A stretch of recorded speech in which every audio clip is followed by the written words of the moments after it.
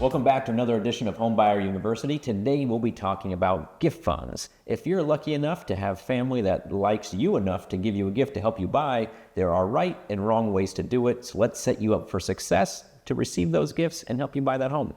Gift funds are super common in the world of mortgage, but there are right and wrong or easy and hard ways to do them.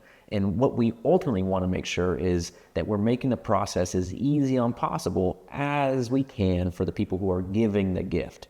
They're already doing us a favor by helping us buy. How can we streamline, make it easy on them so it doesn't feel invasive or like it's too much work?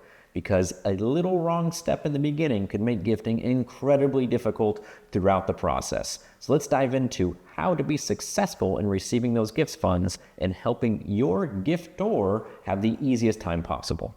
Now, before you have your family give you all of that money, there's a few very important things that you need to know and some steps you need to do to avoid making your escrow more difficult than it needs to be. So Andrew, what is the first thing that they need to be aware of to make sure things run smoothly? The first thing you'll want to do is obtain a gift letter. Now, talk to your mortgage professional because they'll help you write a gift letter, and all that gift letter is going to do is designate who the funds are coming from, what bank they're coming from, and identify the relationship of your family member to you. Every gift will need to have a gift letter associated with it for the mortgage process. And if your family's thinking about gifting, it's really good to get them a copy of that gift letter before they send the gift. So number one, they can familiarize themselves with it and make sure they're comfortable. And number two, just make sure they know what the tasks are that they have to do when the time comes to transfer. The second most important thing is helping your family send the money the right way. Andrew, what's the recommendation on how to best actually gift those funds? So, of course, you're going to have your gift letter. Now, the best way to transfer those funds is having your family wire the funds directly into escrow. Now, escrow is going to verify that the wire matches exactly the gift letter. This helps reduce some confusion on the back end by not having to request personal bank statements from the gifter and making it a smoother process. Just for some emphasis, make sure that they do not send you the wire until you had an offer accepted. If they send you the wire directly, chances are the bank is going to want to see their personal bank statements.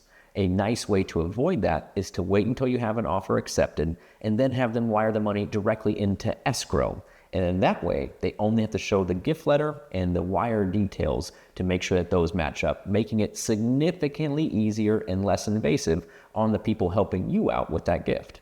One thing to note here is that some loan programs will actually require the bank statement from the gifter. Even if you wire directly into escrow, some mortgage programs will still require that bank statement. So your best practice is to talk to your mortgage professional to find out exactly what's required of you. The last thing we want to get into is where those funds can legally come from. And this is where oftentimes there can be some catches. So let's talk about what are eligible sources of receiving gift funds. And it might be better to talk about what are the ineligible sources of receiving gift funds. So let's run through a few. Your first source of ineligible funds is cash. Just like every other part of your mortgage process, banks like to see money seasoned in a bank so it has a track record. So unfortunately, the money in the shoebox underneath your bed isn't going to work in this situation.